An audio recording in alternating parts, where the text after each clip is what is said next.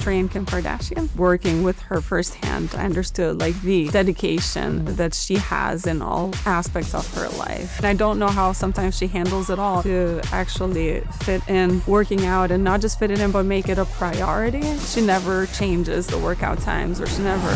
It's perfect. As women, there needs to be a mentality shift, ditching diet culture and ditching like those old notions of shrinking ourselves. We deserve to be and look strong and healthy. When you think about like your week, what does it look like? Start with nutrition first. It's important to start that day with at least 30 grams of protein. Can you get all of the nutrients that your body needs from whole foods? And then the other things is, a lot of women are just like, I want exercises that will give me the highest return. Absolutely. Squats, deadlifts, Bulgarian split squats, you can absolutely do it from home, and perhaps even a couple of light dumbbells, and you're done in 20 minutes, 30 minutes. So where do you feel like women go wrong? Okay, I need to do that. Consistency is like gravity. It'll always pull you towards action. When I don't feel like working out, but I go anyway, that is my opportunity to strengthen that I can muscle, to strengthen the confidence that I have in myself. Yeah. I am the person that shows up and works out. That's really beautiful. I always say start with the foundation. And the foundation for a healthy life is... I know you're here for my conversation with the formidable Senada Greca, but before we begin, can you do me a quick favor? Hit subscribe on our channel. It helps us grow and make sure you won't miss a single episode of the show. Now let's get to the conversation. Senada, welcome to the line. Thank you so much for having me. I truly appreciate it, and I'm excited to be chatting with you today. Thank you. I know. Well, we're going to dive into kind of all things fitness. And, you know, what really strikes me about your work is that fitness is your entry point, but it's so much more, you know? I mean, I think the messages around, it's not just about fitness and nutrition. It's, you know, you tackle things like imposter syndrome, you know? I mean, just the things that I think as women in particular, we struggle with, you just make them so accessible. So I just can't wait to have this conversation and for you to share with our listeners just how you think about women's health and what you've done to really support women. I think there's so much power in consistency. Yeah. What does that word mean to you and to your community? Yeah. How do you think about that, and how do you bring that forward? Yeah. Consistency, we all kind of know that consistency is what we need, but they always pull out of pocket. What about motivation, right? Right, exactly. Motivation. And I always tell the people that I'm working with, like, motivation is kind of like that breeze. You can never predict the breeze. The breeze will push you for a moment and then stop. And then waiting for the breeze to come back, you don't know when that's going to happen. But consistency is like gravity. It'll always pull you towards action. And what we confuse with consistency is doing an all or nothing, having an all or nothing situation. And I say, all or something is better than all or nothing, because you're living in extremes versus living in something that is more perhaps accessible, which is something. Because life happens. There's days where you just, you don't have the time, or life demands you from 1,000 different angles. Right. So do something, check off that box to then keep you consistent. That's what always will pull you back into action. Motivation is created. You take those first couple of steps. You do one exercise that you least hate. If you don't like exercise, do one exercise that you least hate. Do it for 5 minutes, and do that consistently for a period of time. And you'll see how by building that consistency, now you can expand into a bigger goal that's more than 5 minutes. But usually if you do show up for 5 minutes, you're like, I'm already here, so I might as well continue. You end up doing more. You end up doing more because it builds that motivation. You showed up, you broke through. So I say that utilize that as almost a learning moment, as a strengthening moment. It strengthens what I call like the I can muscle. Yeah. I don't know, there's no I can muscle, but I call it the I can muscle. It is an I can muscle. Yeah, synonymous I can muscle. Yeah. So I talk always about the I can muscle, like utilize that. I love that. When I don't feel like working out, but I go anyway, that is my opportunity to, again, strengthen that I can muscle, to strengthen the confidence that I have in myself, that I'll show up no matter what. Yeah. And that's really that's actually like a big premise of the show. The line is like this idea that like every time you step over, like stepping over is the idea of like living your values and, doing what you say, being the person you say you want to be. Absolutely. And every time you step over the line, you build that muscle. Absolutely. I can't muscle, and then as a result, you build integrity within yourself. And, you realize that, wow, okay, I can make these promises to myself and I can keep them. Yes. And it's huge. It's massive. I always speak about what message are you sending to yourself if you can't keep the promise to yourself? Are you less important than somebody that you make the promise to, who you never break the promise to? Oh. How are you how are you showing up for yourself? Are you maintaining that promise? It's a contract at the end of the day. It's a verbal contract. And if you have to write it with yourself to show up for you. Yeah.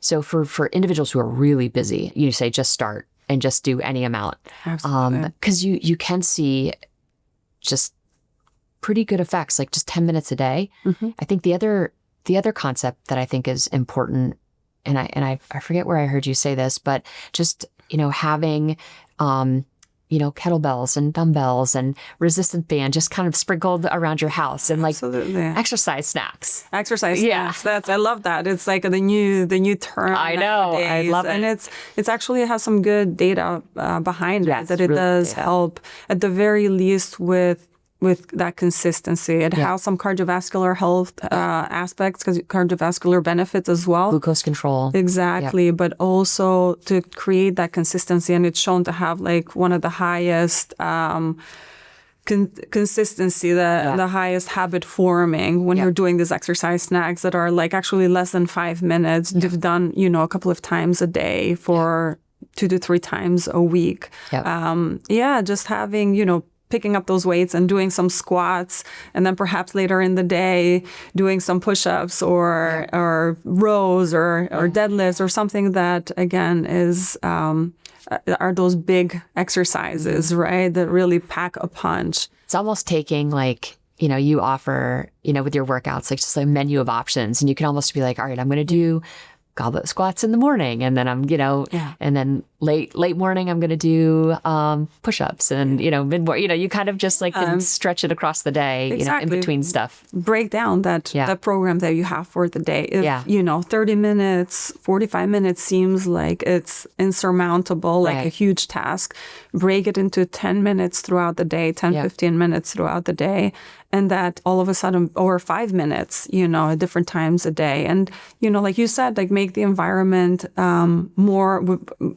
make the environment accessible to that, or reminding of that. Mm-hmm. Even when it comes to like, say you don't want to do that. Say you want to tackle a gym session and go to the gym.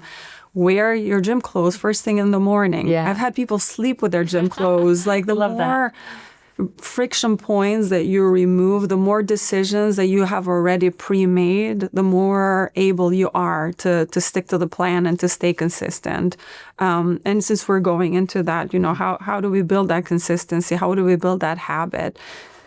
First of all, put it in your schedule. Like, what time are you going to work out every day? Put in a schedule as a non-negotiable appointment with yourself, with your health, with your future well-being. And then decide where you're going to work out, what you're going to do. Go in with a plan. It's extremely important. Again, what time and day, like specify the day. Perhaps utilize another habit and tack it on to another habit, anchor in a habit that you already do every single day. So now when, after I'm done with my coffee, I work out. Or at 7 a.m. alarm goes off, I work out. So creating, again, that supportive environment around you, having support of people that do support your goals, that are behind your goals, is also important. And then showing up so consistently that it stops becoming a question of, am I going to work out? But it's a thing that you do. Yeah. I am the person that shows up and works out. Yeah, just the way of being in the world. Exactly. Establishing a new identity for yourself. A lot of the time we want to create these new habits, but we're stuck in old identities. because we still identify with a person that is not consistent. Yeah. Now it's time to identify and embody the person that you want to become, embodying that identity and speaking to that identity as often as you can, and kind of releasing that older identity. Yeah. Oh, that's perfect. You recently, well, I guess not so recently now, but you moved from Miami to LA. What precipitated that move? I do a bit back and forth, so I have two homes. Okay. Oh, nice. But I spend a lot of time in LA because I train Kim Kardashian.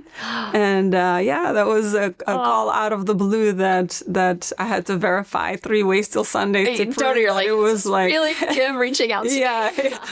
Yeah, I told my partner, I'm like, well, you had to verify this, that, and the other, get on a FaceTime and see if this is real. But it was, and I was excited to work with somebody like him, and really when working with her firsthand, I understood like the dedication that she has in all aspects of her life. Yeah. She is an amazing woman. She is. She absolutely is. I mean, I don't know how sometimes she handles it all. Truly. Kids, businesses, filming shows, multiple shows, crazy call times, having to fly midweek to Paris for, whatever events are going on. Right. And then it is just truly incredible. And then to actually fit in working out, and not just fit it in, but make it a priority. Yeah. That's, and never, there's been rare occasions maybe, where she was feeling not well or something, but she never changes the workout times, or she never cancels on me. Which is incredible and remarkable. And I appreciate that, because it just shows how much you value taking care of yourself, your health, and being there for the people that you love, at the end of the day as well. She has extraordinary capacity. Do you think about, to your point, all the things that she's engaged in at the level that she's engaged in those things. But I think that's like working out gives you that capacity. Absolutely. Like that's, I think, what I think folks don't necessarily connect the dots all the time, is that you see people like firing on cylinders and doing, living their values so hard, and when I see someone like Kim, like, and yourself, like I see you're living your values, It sends a message, I think obviously working with Kim, so as I mentioned before, like working with Kim is a great opportunity to, again, help another woman step into her strength, but also the influence that she has upon other women. And when they see her, choose strength versus skinny, and choose to step into that strength, and they get inspired. I think that was, another huge reason why I decided to work with Kim. Obviously working with her, but then the impact around that. On culture, and mindset. Exactly. And it's just... Yeah, I mean, her influence is just incredible. Oh, here we go. The glute workout. Let's go. I mean, so here we're just activating a little bit, and as you know, are we talking? I love it. Sorry. Yeah. We can just kind of watch. Kind of goes a little bit too fast, but the kids are always coming through and saying hello, and she's a great mom. She's incredible. I love it. Doing all of the things lower body, the squats and the RDLs and the thrusts, and and just our little burner here at the end. Oh, I love it. It's perfection. And you also build in some sprinting throughout the week too, which I love. I love sprinting. It's so crucial, because the things that we start to lose is that speed, the balance. And obviously we know strength is super important. So I call it the 3 S's: strength, speed, and stability. Yeah, I love that. So I've built it into programs to include a couple of days of sprinting, and sprinting, in whatever shape or form. Be on a bike. Exactly. An assault bike, a rower, sprinting on a treadmill. And I do love sprinting on a treadmill because I think, and I was just speaking to my sister about this, my middle sister, she's like, yeah, I'd love to sprint, but I'm just afraid I'm going to fall. I'm going to trip and fall. Oh, wow. And this is a fear that is growing as we get older, that you're going to we never used to really have this fear when we were younger. We'd sprint max speed and not necessarily fear falling. Yeah. But this is actually something that happens as we do get older. We fear that we're going to fall and hurt ourselves. Yeah. But even with strength training, you fear that you're going to hurt yourself by strength training. So I thought it to be really important. Studies support it for women to, people in general, to do sprints. Yeah. And obviously the stability component is also important, which I include with a lot of single leg, single limb exercises. Yeah, I love that. I love how all of your workouts you can scale, and they progress really beautifully. Absolutely. And you've done a great job. Yeah, thank you.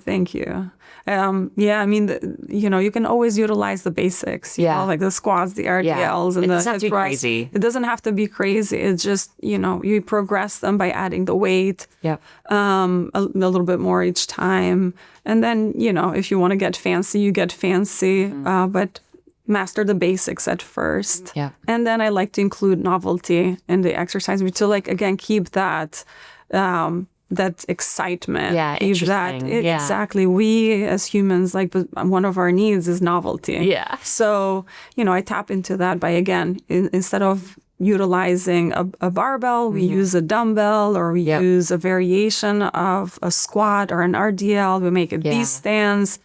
You change whether it's the equipment or the stances, so it's still very effective, but it just provides, again, that novelty and that excitement so that you don't feel like Groundhog Day every time you show up at the gym. I think too, I use your stuff for inspiration all the time, because a lot of times, I'm like, I would never program that myself because I'm like, I don't want to do that, the goblet side lunge or, whatever it might be, but I see it, I'm like, oh, okay, I need to do that. And then I throw it into the workout. But I think having support and I think an experience that allows you to progress in a way that is really intelligent is so critical, and I think oftentimes women just don't know where to start, and you outline all of that, so beautifully. Thank you. I think that's one of the reasons why, I think that all of the information like fitness has failed women for so long. And that's not, again, it's not because women are weaker or anything like that. It's just because they're not usually equipped with the right information and with the right tools to succeed. And then when you support somebody, you support a mom that has 3 kids that is also working with a program that works for her and her schedule. And then when you support somebody else that perhaps has, more time to spend at the gym and they want to dedicate that time with the tools for them to succeed and utilize kind of like one platform to bring it all together, I think that's incredibly important. I love that. So for folks who just are super short on time and want to get in like a really quick workout and are choosing to do it at home, what's your recommendation there? Yeah, absolutely. And you don't have to go to a gym to tap into those strength training benefits. You can absolutely do it from home. And the exercises are not very different, but instead of utilizing, for example, a squat rack, you're utilizing dumbbells. Yeah. Working out at home is absolutely something that most people can even achieve with body weight. Say you're not wanting to buy the dumbbells yet. You can absolutely do all the squats and Bulgarian split squats utilizing, a chair or... So that involves just putting one leg. People can search it, but they are really effective. You're basically, it's like a lunge, but your back foot is elevated on, a chair or a couch. So you're really isolating your glute, hamstring. I mean, your quads. Yes, absolutely. Your core is working. So those are great to include. Squats are great. Another example. And if you're wanting to, again, do sprints and you don't want to go outside, perhaps do burpees or jump squats. They'll get you into that phase as well, into that range. Push-ups, you can do them against the wall and then slowly go into doing them with hands on the couch till you can actually do them on the ground or, knee push-ups. There's just so many exercises. You're not, again, limited to just going to the gym. You can absolutely achieve similar results at home. And then once you get comfortable with body weight, perhaps buy a couple of dumbbells, Yeah. start light at first, perfect form, and then move to heavier dumbbells again if that allows. But if you're wanting to stick with body weight and lighter dumbbells, really utilize your body to your advantage. You know, single leg, single limb exercises tend to be a bit more effective. Yeah. And holding that time under tension a little bit longer. So when you're lower on that squat, hold it for Going slower. and then holding that bottom part of the movement for a little bit longer before coming up, and then truly engaging that mind-muscle connection when you're thinking about. And you should always be doing this at the gym, whether you're working out at the gym or at home. But really think about the working muscle, and with that movement, truly be present with that movement. Contract. I always, you might see me touching the working muscles, bringing that attention to whatever we're doing. That as actually studies have proven that improves results. Yeah. Which is, the mind is so powerful. So powerful. Yeah. Thank you for that. Yeah. I've done many of your workouts, and oftentimes we're in like a 5x5 area, never leave that area. Absolutely. With one kettlebell. Exactly. And I'm like dripping wet, That is, yes. Many of the programs that we have on the We Rise app just require the space of a yoga mat. It's just, if seriously. not smaller than that. Yeah. And just perhaps even a couple of light dumbbells, and you're done in 20 minutes, 30 minutes, and you know, it's hard to believe, but you're dripping in sweat in 20 minutes. Yeah. Not that that's like an indicator of anything like sweating, but it is an indicator that you're working out, that you're putting in some effort and movement. Yeah.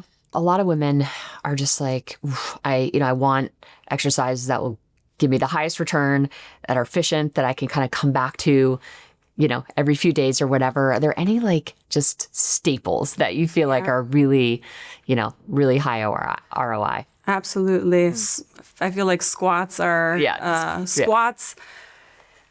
Deadlifts. So if you want to do RDLs, goblet, like any kind of version of that variation that you want to do. And I even suggest to swap it out between doing a goblet, doing a front squat, doing a back squat, utilizing a Smith machine, or even doing Bulgarian split squats. They're a little bit more advanced. That's a hate-love relationship there, but they're so good because they're working on your strength. They're working on your balance and stability. Your core is engaged, everything. So at the top of my list would be Bulgarian split squats. But again, if you're more of a beginner, then start with squats, both feet on the ground. And when it comes to pull-ups is another thing that I highly recommend, because that being able to hold yourself, that grip strength, and you obviously can do with farmers carries as well. But I think working on that upper body strength is so important. I think for a lot of women who are starting pull-ups, they're probably going to struggle to do one. Absolutely. But if you just kind of jump up and then just let yourself work on the negative, work on the negative, is a way to build into it. I think also just getting a band. Getting a band, utilizing the machine too, that can be helpful. That's the point, And then, lowering the weight that is supporting you, but doing the negatives, I sometimes will use the Smith machine if it's free, and, if I'm not, occupying the Smith machine. Not that, that's wrong, you're still utilizing a machine. Some people will be like, we'll have something to say about not utilizing a machine in the right way. Well, I'm utilizing a machine in any way that I feel necessary for me. So exactly, doing, because you can reach a little bit better on the bar. You can on your tippy toes, and then lift off your tippy toes and lower yourself. I love Smith machine pull-up negatives, and I post about them a lot. Perfect. And that will slowly get you to do that first pull-up. But, while doing pull-ups is great, is just training those muscles and training that grip. Is so important. So I would say those are kind of some of my non-negotiable moves, go-tos, yes. Senada, when you think about like your week, what does it look like from a programming standpoint? So obviously you're filming maybe some workouts, but I'm just curious, like how many times are you strength training? How many times are you sprinting? And then just a little bit about, your maybe macronutrient breakdown, or kind of however you think about your nutrition. Like what does that kind of look like on a weekly basis? Yep. So we'll start with, I I do my best every day to get my protein intake for starting with breakfast at like 30 to 40 grams of protein. I always include micronutrients. I include my antioxidants, my blueberries. A couple blueberries is like a non-negotiable for me. I love it. Breakfast could be scrambled eggs with feta cheese. Like that's a non-negotiable for me in eggs. I'll have a protein smoothie as well to, again, round that up to about 40 grams of protein. And then a lunch, it's a salad with as much greens as you can fit in a bowl, different colors of veggies and dark leafy greens, and then a good sizable protein and perhaps some quinoa or a sweet potato. And then I'll do a post-workout smoothie, or I'll have like a yogurt packed with a couple of scoops of protein. Nice. And then dinner is pretty similar to lunch, is like vegetables, protein, simple, and a good carb as well. And then I'll have my dessert, which will be some sort of like a protein bark. I love If you notice in all of the, my meals and snacks, there's protein, which helps me get to my protein goals. Forgot about my matcha in the morning. Yes, absolutely. It's my little sustainable caffeine. I love that. And then as far as working out, ideally, I would love to work out in the morning. It's just my schedule does not necessarily allow for that. So my schedule does allow for it to be in the afternoon. So I know in the afternoon I will absolutely at around like 1:30, I'll get 2 o'clock, I'll get my workout in, and a non-negotiable. But because, and maybe we didn't mention this in when we spoke earlier about like scheduling it in, try to find a time in the day that you can and in the week that you can consistently stick to. Because if it is typically in the same time of day every day, then it becomes more sustainable and more habit forming and consistent. So again, for me, that is so it, because I know a lot of people try to, all right, I'm going to get up at 5 a.m. and work out every day. If you've tried that many times before and it hasn't worked out, give that up. Maybe that's not just you. That's not you. So find a time that is more sustainable for you, where you can every day stick to that appointment with yourself.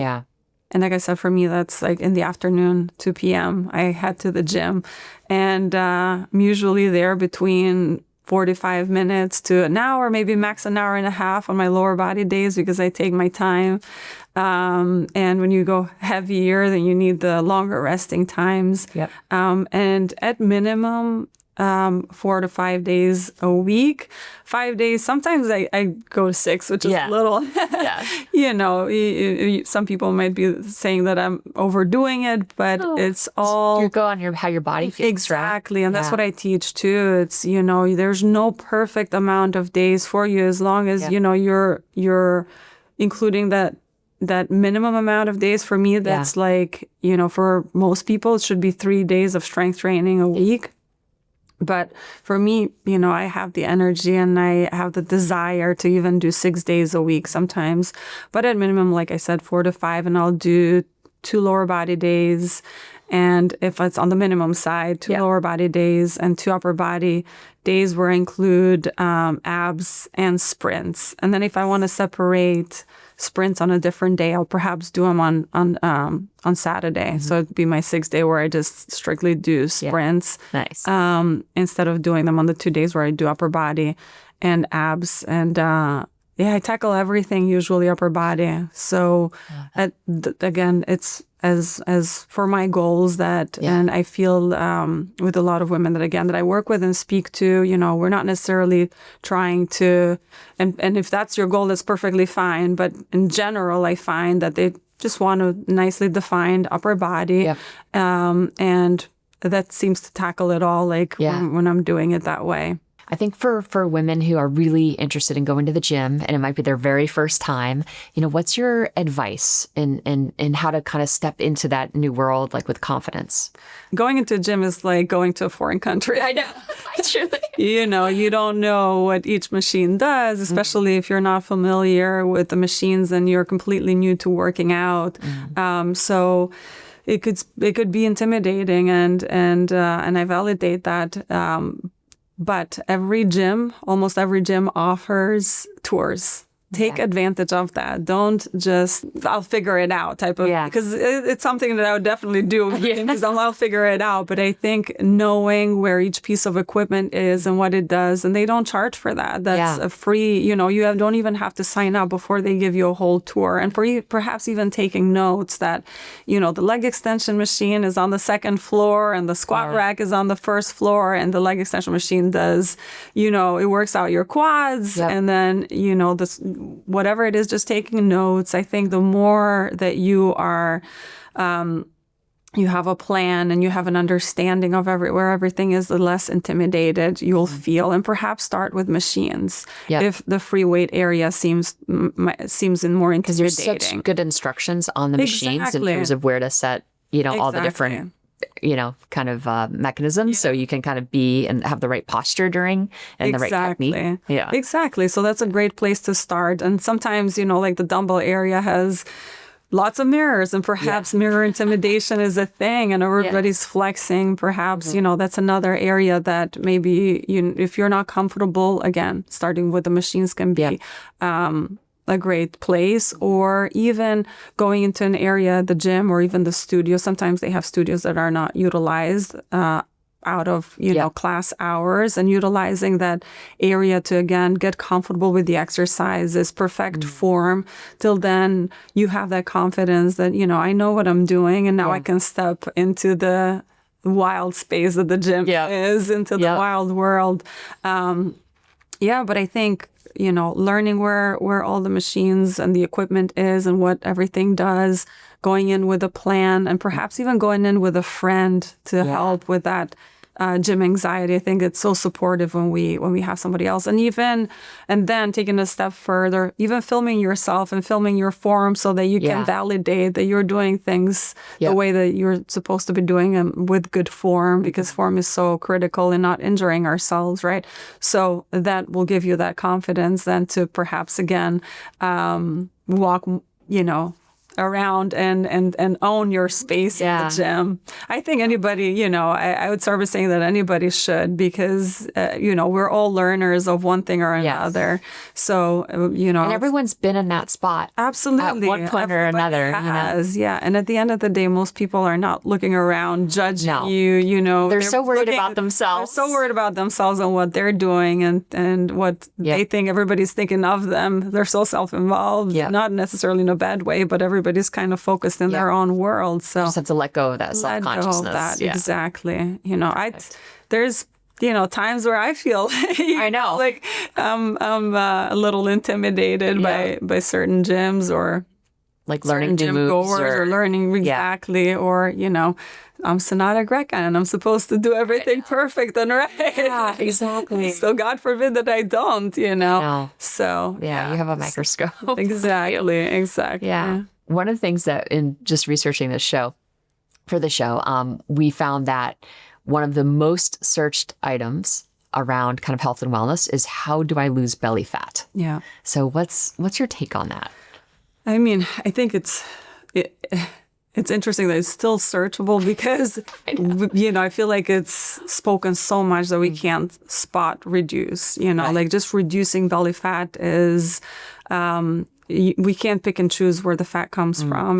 We need to lower, so to speak, our entire, the body fat around our entire body. And then depending on your genetics, it will come off from different areas at different points in time. So perhaps you'll lose belly fat first and then lose other areas, or you'll start with your legs and then a belly. So it's not predictable. A lot of people lose from their face or first. Their face first, I think creating a proper nutrition plan and creating a proper workout plan can actually help. I think there are studies out there in actually, and hopefully I'm not quoting this wrong, but if I remember correctly, in obese women where they had a certain body fat percentage that put them into that obese category, but they changed just the amount of protein. So there was one group of women that was eating the same way, and then the other group of women increased their protein, and I can't remember exactly by how much. They found that they dropped fat percentage, and obviously some of it came from their belly, just from implementing a higher protein intake. More satiated, better energy potential, ability to actually build muscle and reduce fat. Yeah, exactly. So just great. That's action that might seem small can have a huge impact. But as far as like spot reducing, it's just not possible as it stands right now. And then your genetics will decide when you are losing fat, like where that's coming off first. And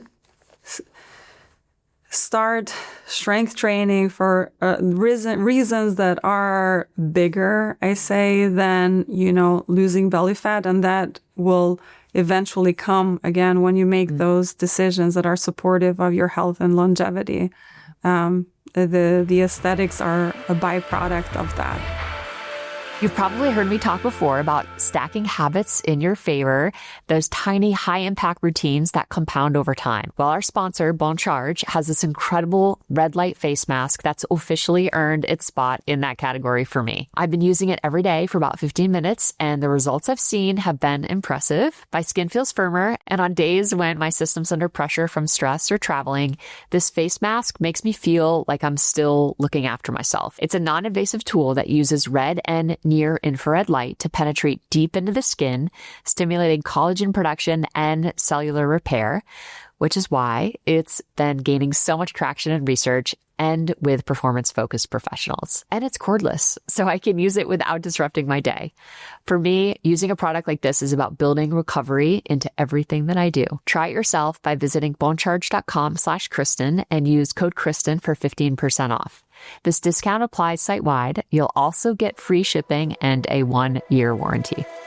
A quick message from our sponsor, Whoop. Most of us want to live a long life, but what matters more is living that life well, with energy, clarity, and strength. The feature HealthSpan on Whoop gives you a read of how your body's actually aging based on how you're living, not just your chronological age. By tracking 9 key metrics like sleep consistency, strength training minutes, time and heart rate zones, and VO2 max, it calculates your Whoop age. Then each week it shows you how your behaviors are influencing your pace of aging. So you get clear feedback on how to slow it down. Over 85% of people over 65 are managing at least one chronic condition, but your daily behaviors can shift that trajectory. We built HealthSpan alongside the Buck Institute, a global leader in aging science. So if you're interested and want to try HealthSpan for yourself, head over to join.whoop.com/science to get 1 month free. That's join.whoop.com/science. When you look back on kind of how you started in fitness, like what was that? You're in finance, and you grew up in Albania. When you think about your life history, what kind of brought you to this moment?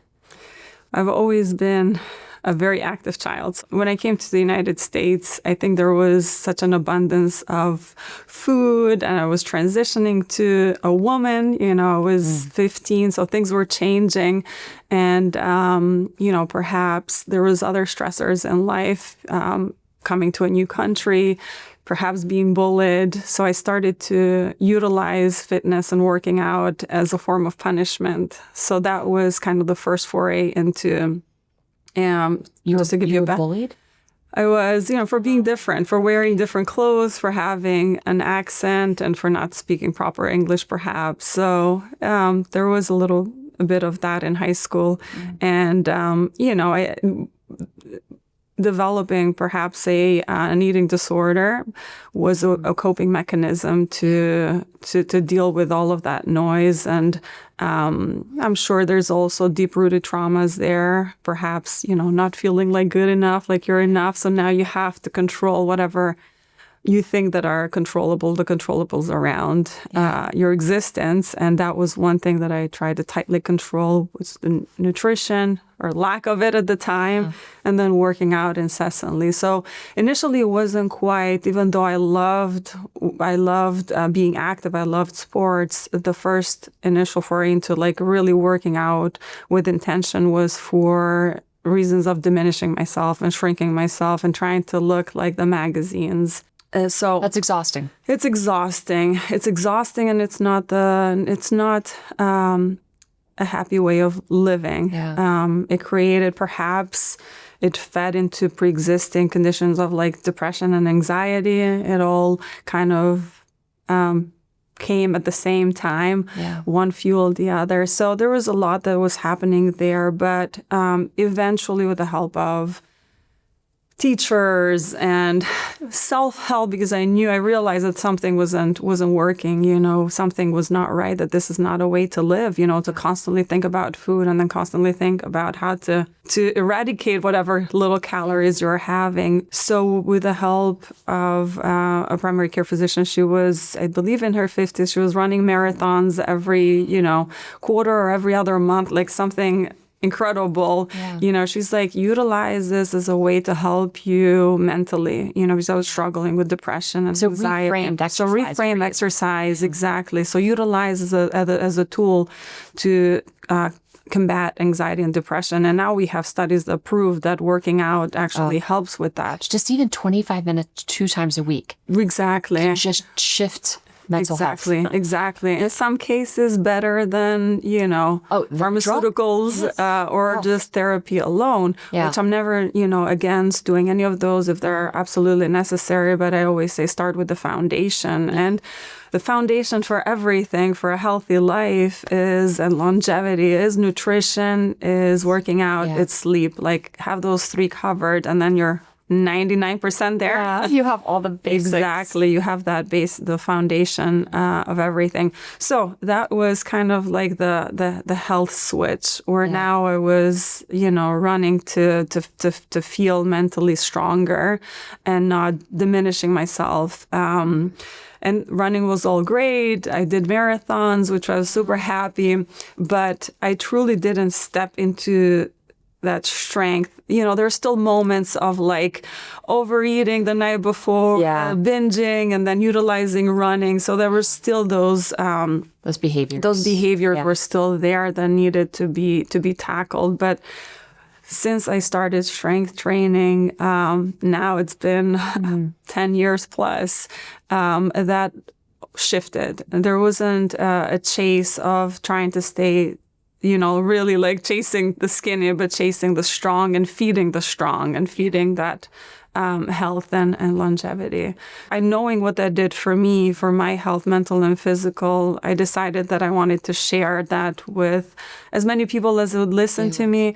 I was working full time while getting up in the morning at 5, 6 in the morning, doing my workouts, filming my workouts, with little to no following really to speak of. But I decided that it had helped me so much, and I wanted to share that with the world. And because I was sharing it and consistently, providing that to the world, the following accumulated rather quickly. It's amazing. And here we are today, helping women become the strongest, most expanded selves, not just in fitness, but, dealing with their past traumas, dealing with relationships, with career pivots, with imposter syndrome, which statistics support that a lot of us, especially women, struggle with that.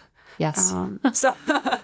So that's, then that was the rise of We Rise. Yeah. You shared your story, and I think as a result, when we're like, wow, okay, Senada did it, I can do it too. And, you give, I think, hope, to women, that it's possible to overcome these barriers and these traumas. And I guess I'd love for you to talk through that moment of awareness where you're like, all right, I'm binging.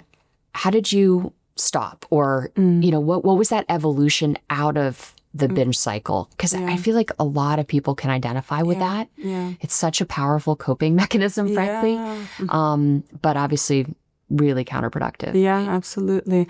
I think a powerful thing to do in that moment, and it's not quite answering but we'll get there, is to actually sit in that discomfort, sit in the discomfort of having overeaten, and not, because every time that you're utilizing working out as a way out of that, it just becomes the cycle. So you are always going to lean on working out to potentially eradicate, but you can't outrun a bad diet, right? So almost like sitting in that discomfort, of having overeaten, and knowing that that's okay, that the world is not going to shatter. What I did do is that I stopped labeling foods as bad and good. I stopped, just eating a whole box of cookies when it was placed in front of me or when I bought it, but allowing daily smaller portions and making it okay to do that every day, if you will, just even plan for it. And that made it more acceptable. So now you're getting out of that loop of overeating and exercising, but rather eating in a supportive way for your goals, and then including these desires, if you will, that are not necessarily supportive of your goals, but are supportive of your mental, your happiness, whatever you want to call it, that is the chocolate and the ice cream and the cakes, and just, sprinkling that in, throughout. I don't have like cheat days or cheat meals because I include what I enjoy. I'm the same. I have that, I feel like I know a lot of really big influencers, kind of like you see this like table of sushi that they're eating on Sundays, and, just like, oh God, that's just like, I feel like not super helpful. It is not helpful. Again, it creates a cycle, and it separates food from good and bad. And I even like to frame that as like supportive of your goals, and not necessarily supportive of your goals, but something that you enjoy. Because it's like the more we constrain ourselves, the tighter we tighten that spring, the more it's going to want to expand. So and go the other way. So the more that we just work with it and include everything, then I think it just makes it that much more sustainable. Yeah. At what point did you tie some of those kind of maladaptive behaviors to past trauma?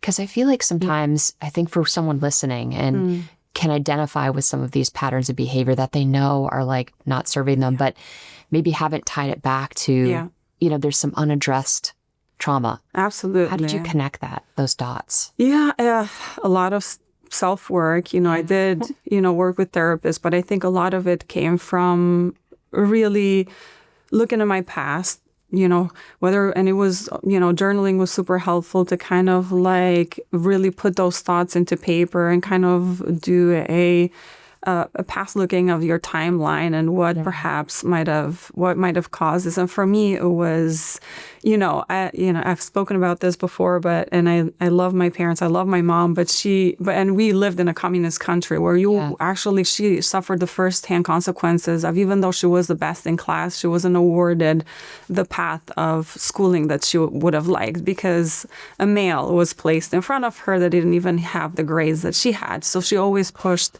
me, especially as the oldest of her children, to be her best. If you aren't first, you are last. So Ricky Bobby. Yeah, Ricky Bobby. You're not first, you're last. But it was very real because I created a sense of needing to be perfect and needing to have all the I's dotted and the T's crossed. And I think that's where some of the trauma perhaps came through. Like it has, that notion has helped me a lot because I've always pushed a little bit harder, pushed a little bit further. It's like you need to retain some of that, the good that comes from some of that trauma. Exactly. Yeah. But then know where it's helping you and where it's not helping you, and perhaps be a little bit less rigid and more lenient towards yourself. And that's, I think, where the recognition of that and then the shift happened from, I don't need to be perfect with nutrition. I don't need to be perfect with my workouts. But, be consistent, put in that work, push yourself. So I always say, know where your limits are, know where your excuse is, and try to make that distinction between the two. I love that. Yeah, there's kind of like that gray area, and I love what you said in terms of like, you've got the choices that are upgrading and serving you and the choices that are probably downgrading and not serving you. And like that middle space is kind of the excuses, right? You kind of know. Absolutely. Right. And it's just being aware in that moment that, all right, I'm actually going to make a choice that's going to allow me to build my self-respect and my integrity. Absolutely. Absolutely. And you just try to build that muscle as much as possible. Absolutely. It's all about repetition, right? It's all about showing up with that same mentality of day in and day out, recognizing, changing it in the moment, and then remembering that process over and over again till it becomes second nature. Yeah. You have to kind of talk yourself into that better future, Absolutely. And then practice, just being that person. That's really what manifesting is, right? And manifesting is another big word nowadays, but it's actually speaking and setting up those intentions that and making them into that reality. You can't manifest if you're stuck in old ways, if you keep on speaking about yourself in perhaps a negative way. Yeah. So I think oftentimes with identity, I think people, I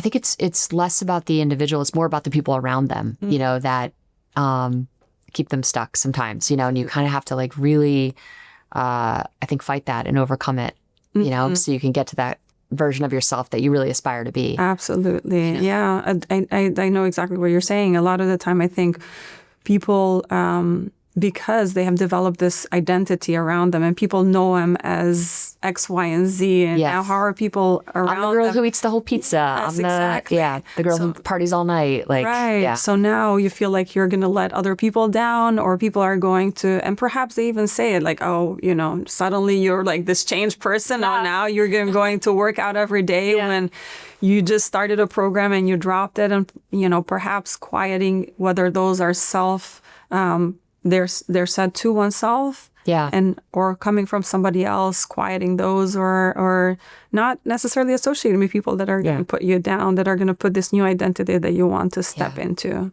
We have to just normalize like evolution and change. Like that's part of being human, and we're not supposed to stay fixed. Yes, and locked into kind of one way of being.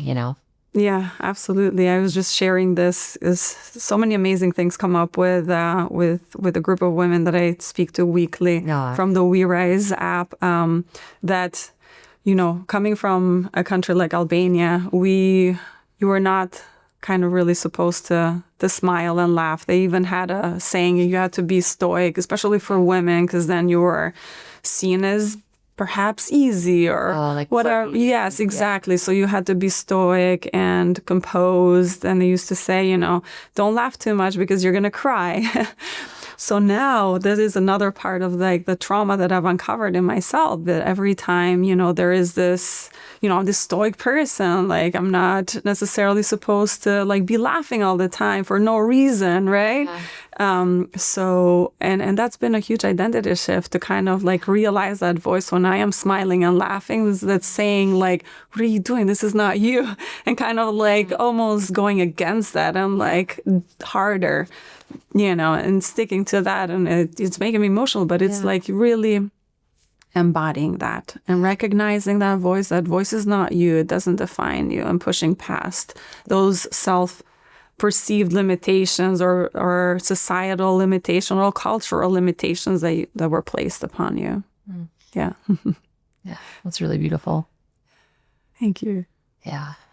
It's like one of those things, like recognizing that like you deserve to like be joyful. Absolutely. And to feel joy. Yeah. Yeah.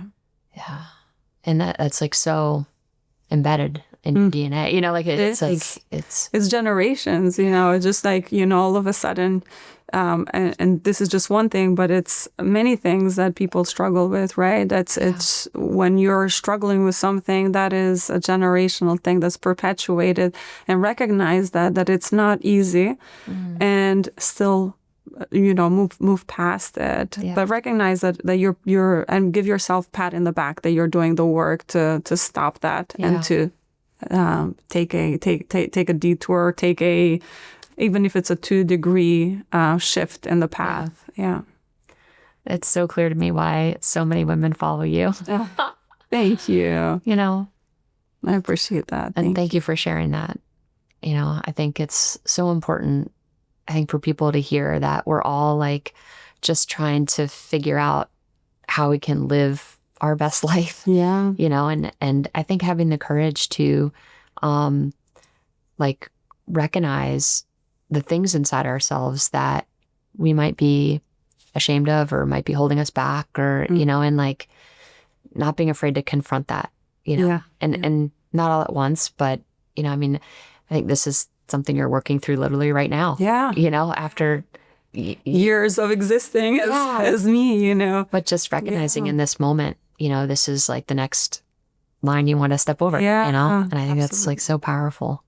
The next evolution. The next evolution. Yeah. You know, you've had some really, I think, moments of transformation throughout your life, you know, and were there ever, you know, people in your life who didn't support your transformation or your goals and your values? And how do you, I guess, how did you deal with that? I feel like that's, I think for the people who are kind of on the edge of transformation or thinking about, you know, wanting to set a new path that's more aligned with who they aspire to be. Absolutely. That often involves like hard conversations. I wonder how maybe you've navigated that personally. Yeah, I've had those hard conversations, and sometimes I just had to I had to shrug my shoulders and turn a blind eye and a deaf ear, especially when the people that, you know, and I will talk about it. Like my parents, for example, they weren't super supportive of lifting weights because you'll become a man all of a sudden, you know. And you know, I have a master's degree. I went to business school and graduated with the highest honors. Amazing. And for them, like education is such a big thing.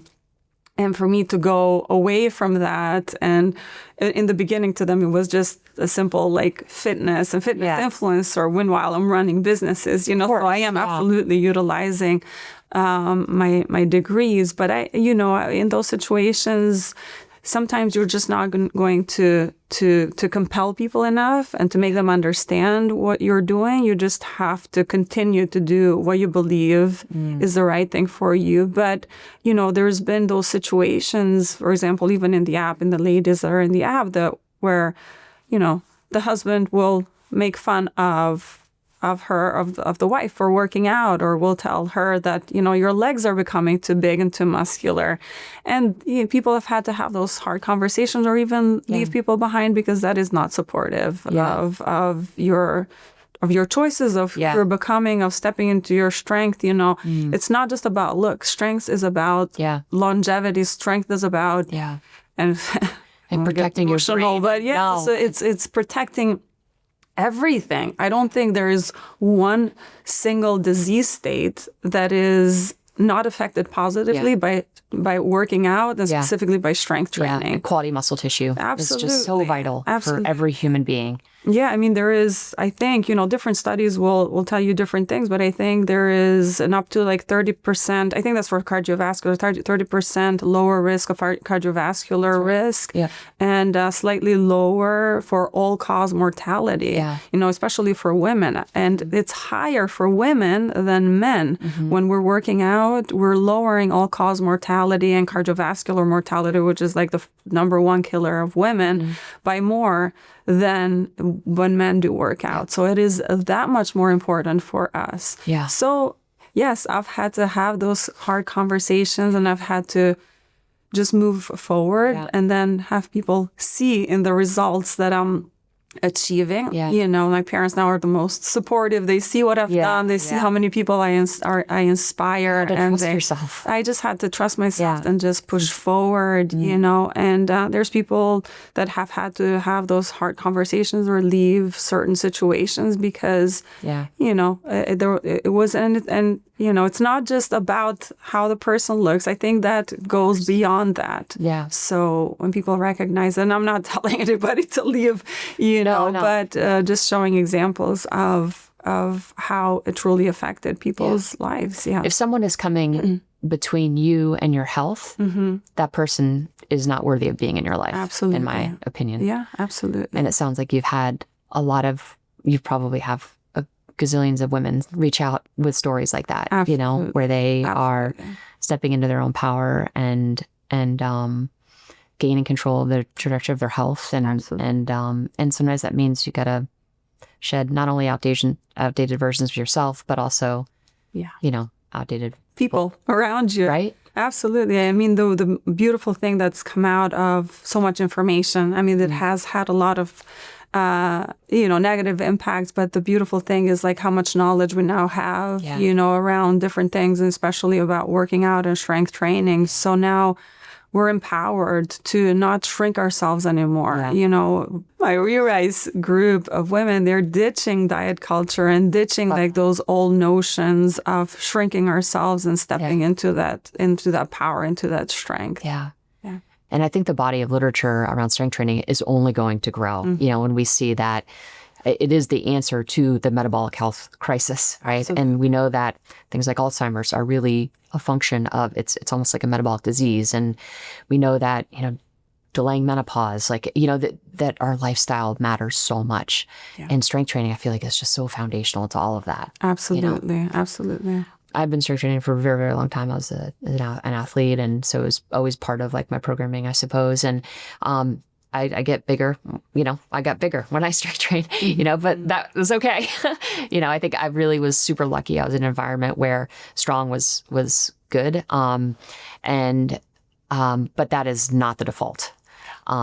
So how do you navigate with women the fact that, you do get a little bit bigger when you strength train, but what's that conversation look like? You get bigger, but do you get infinitely bigger? Do you get to really have those gigantic muscles that you see perhaps in like the highest level of competition? No. That's a different kind of bodybuilding. That's exactly, different exactly. That's different training, and perhaps different things that are being utilized that create that muscle that for women is typically not natural. I mean, our testosterone levels are 10 to 20% less than that of men, and our muscle fibers are just built differently. So as women, we don't have quite that environment to become super big and super bulky. But there needs to be a mentality shift there, where we're seeing when we're getting a little bit bigger, then the jeans are not fitting quite, the same way, but because muscle is now taking the place of perhaps fat. And yes, it's building. That's the toning that a lot of women want, which is the building of the muscle. And it doesn't go on for forever. It doesn't go on till, we start looking like Hulk. Because again, we're so limited by the testosterone and like the muscle fibers to be able to do that. And it's, again, like I said, shifting into the mentality that I'm stepping into the strongest version of myself, that I'm supporting my health and my quality longevity versus always trying to shrink ourselves. We deserve to take up space. We deserve to be and look strong and healthy. So acquiring that different mentality, I think it's huge. And it's not of any fault of our own. Like for years and decades, we've been taught to look at magazines and look at very thin models that are super unnaturally, a lot of the time, and unhealthy thin. So it's not of any fault of our own. Then having people perhaps not being supportive of our strength, because women need to fit in a box. They need to be thin, and they shouldn't be intimidating, right? So just it's about shifting that perspective and that mentality and looking at strength as health, and not just something that you visually see. That's perfect. I'd love to talk a little bit or end the conversation with talking about nutrition. Yes, absolutely. So where do you feel like women go wrong? Protein. Okay. I think protein, and just again from talking to women in closer group settings, such as I've been doing recently, that is like first of all, nutrition is one big aspect that they struggle with, but also getting that protein intake. It just seems huge, having to do, let's say 1 gram per pound of body weight. So that's an enormous challenge. But for so many women, yes, exactly, it is, especially if you're skipping breakfast and you're having perhaps 2 meals. So I always say, don't skip breakfast. It's important to start that day with protein. Start with at least 30 grams of protein, especially if you're going to go into a workout. And then if you split that throughout the day, you have lunch, you have another 30 grams, and then you have dinner, you have perhaps have a little bit more. We're staying kind of on the low side of it because 30 grams is pretty accessible in a meal. And then you add a snack. I always say, like, not just meals, but like snacks, make them also protein central. And then before you know it, you're at 100. Yeah. I think what happens is a lot of the time people might not want breakfast. They're not hungry. Yeah. What did you eat the night before? I asked. Did you overdo it on something the night before?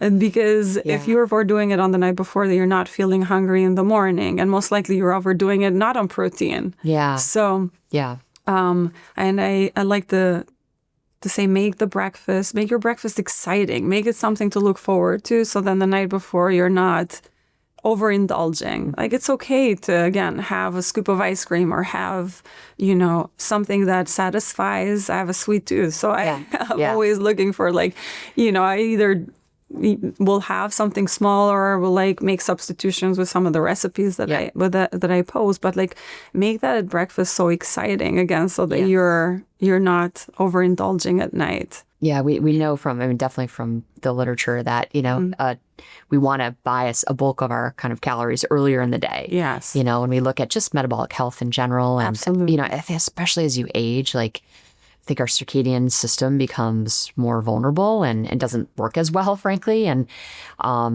we need to make sure that we're not kind of further sabotaging it by, having, eating over like extended periods of time. Yeah. A lot of Americans are eating over the course of 15 hours, and based on what we know from the science around metabolic health, like you really want to be kind of 12 on and 12 off is like optimal for pretty much all humans. And, and making sure that we're leaving a couple hour buffer between your last calorie and when you intend to sleep. Absolutely. Because both are parasympathetic kind of activities, and we don't want to, sabotage our sleep experience. So I think it's like just like fundamentals like that, seem really important. Absolutely. And you're so right. Like, breakfast is just like such a key component to that, because we get more like I think if we don't have breakfast, like our decision making as we get more tired across the day, we become more vulnerable, right? To like, absolutely. I think choices that are not going to be an upgrade, Absolutely. Yeah, we do reach out for those quick and easy fixes. We're driving and we haven't had breakfast and we're starving. So then, all is fair. Yeah, exactly. But starting the day with that first decision can set up your whole day for success. It's another vote for caring for yourself. And when you start the day like that, the day is more likely to progress in that way, voting again for your health with more nutrition choices that are supportive of your goals, with working out, etc. And so hugely important, again, like you said, to stop eating at least a couple of hours before bedtime to support that circadian rhythm, to now not have our system be digesting food when it needs to do all of the other processes that need. Our brain is when, most of the clearing work and the resetting happens during our sleep. So truly need to be supportive of that. Yeah. I love that. How do you think about supplements? Like in creatine specifically, would love for you to comment on that. Just absolutely. I think it's really having a moment right now. It is having a moment. And for a long time, I'm always like, start with nutrition first. Like, can you get yourself all of the nutrients that your body needs, mostly from whole foods, mostly from what you intake? And a lot of the time it's just not possible, right? So I'm not against taking, multivitamin, increasing your protein intake. And that's another great thing that we didn't really mention when it comes to protein. Like, protein powders there's such a variety, and there's such good quality out there that you can supplement with it to increase that protein intake. And then, yes, creatine is like one of the most studied supplements out there that's proven to be safe, and such a good supplement in helping our muscle mass, but also more and more studies are proving how it can actually help our brain function. So I am definitely pro creatine. How much do you take personally? Just curious. I was I started at 3, so now I'm at 5, and I think that's a good way to progress. Yeah. Especially with like some of the concerns around like water retention, but 5 seems to be like the sweet spot. And obviously for other brain health reasons, it seems like even going up higher could be beneficial. But that is, again, some of the studies are preliminary. I think 5 milligrams is like the most studied and supported. And a good place to start for folks. Yeah. And it seems like the water retention is not like a big, I definitely don't find, I have 5 to 10 grams a day. I don't feel like I'm retaining water necessarily. Yeah. But do you feel that? No, it was more of a cautionary step to start at 3 and go to 5. And now that you're doing 10, maybe I'll bump it up. I just kind of cycle through it every other week. So I do 5 and then 10, 5 and 10, just to make sure my tissues. Yes, absolutely. And I think to your point, the brain health aspect as well, it seems to be responsive to that. Amazing. And it is a great thing that you're doing, that you're cycling. I mean, there's some thought processes there, or some leaders in the industry that suggest to perhaps take a couple of days off, like 5 days on, 2 days off. Perhaps you take like you with all supplements, like week on and weekend off. And because our bodies are smart, they adapt. So I think that's a great idea to do that. But I'm supportive of creatine personally, and as studies back up as well, that benefit to it. What, if any, challenges do you have personally with nutrition? I have a mad sweet tooth. So that sometimes can lead me astray. But I don't anymore. A long time ago, it used to bother me a lot that I didn't have everything under control. It goes back to that control. And now, I love carrot cake, so I'll have carrot cake. But what I do instead, because again, all of the sugars and everything, it, as much as I say it's fine to have these little portions, but then when it gets to be, half of the cake or even if, sometimes the slices are not necessarily what we're supposed to have. Like that sugar is just not just supportive of our goals, but of our health. So I try to substitute with healthier choices. So I'll make, protein desserts, and then that's very, again, satisfying to my sweet tooth, but preparing for it, it's so key for me having those options in my fridge that, I'm more apt to reach for those options. And so I think that's what I also teach to people, is to have the options that are, again, supportive of your goals and health. And if you need to include the other things that are a little bit more fun, then do so just in a very moderate way. Yeah. I feel like with sugar, it's just, it can feel addictive, and I think, for most folks, to your point, like having a plan around how you intend to eat that day is really important, and setting your intention around it. And I think trying not to be random without making yourself crazy. Exactly. Because I think it's that randomness that absolutely impacts our decision making. Absolutely. When we're starving because we haven't eaten breakfast, or when we don't have food around that is supportive of our goals, I think if you check all of those boxes, you're more likely to stick to the plan. And setting the intention is huge. Like with anything, setting that intention and almost making, again, like I talk about non-negotiables, and making that a non-negotiable as well, like how you nurture yourself, and defining, again, the identity around that. I love that. So, for all the folks that are listening who are kind of at a place where, they're thinking about transformation and they're wanting to kind of step over the line, just like you have done in so many moments in your career, what do you tell them? The simplest thing is just to start again and have a plan, for starting, have the support around you, but truly being equipped with that plan on what it is that you're going to do. And before even that, I think you touched a little bit upon the why, the big why. A lot of us utilize working out and nutrition as as reactive tools. I need to, I've had a bad summer, so I need to reset. I've had 2024 wasn't great. Now I'm going to start in January, 2025.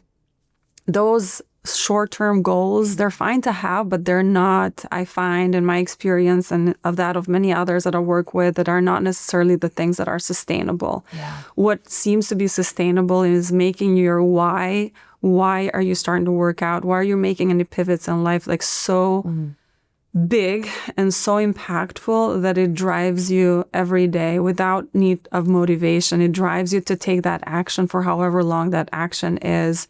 My personal why is to be as healthy as I can for as long as I can so that I can do the things that I enjoy, like love snowboarding. I love to be active. I love to play with my nieces and nephews. And I wanted to carry my own groceries. I want to take walk up a pair of stairs without help or assistance or being out of breath. I want to be that 80, 90-year-old woman who's walking up straight or running down the road. Like, that's the woman that inspires me, you know? That is the lady down the street that inspires me.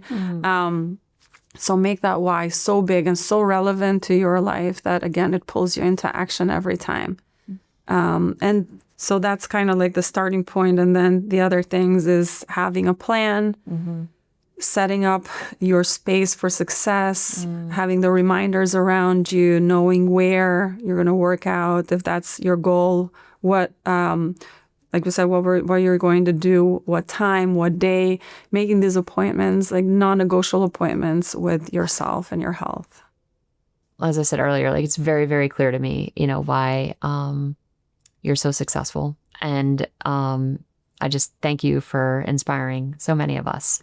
Daily, and I know that probably feels like a little bit of a responsibility, but just be you, because you is just enough. And thank you. Yeah, so thank you. Thank you so much. I appreciate that. It truly means the world. I kept it together, but there was emotional moments for sure there. Thank you so much for this opportunity to speak with you. It's been incredible. I really enjoyed it. Thank you. Thank you. Well, first of all, Senada is a formidable woman. She has built an empire. But what really struck me about Senada was her humility.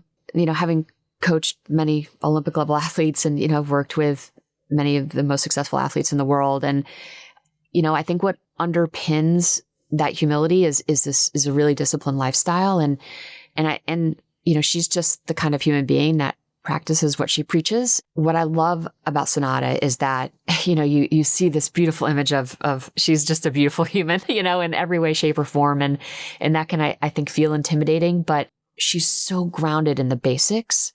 And I think that's what people will learn when they hear her message, is that it's the simple stuff, that's really available to all of us. We just have to access that why and just start. I'm just really excited for people to hear and to internalize, because I know it will upgrade their life.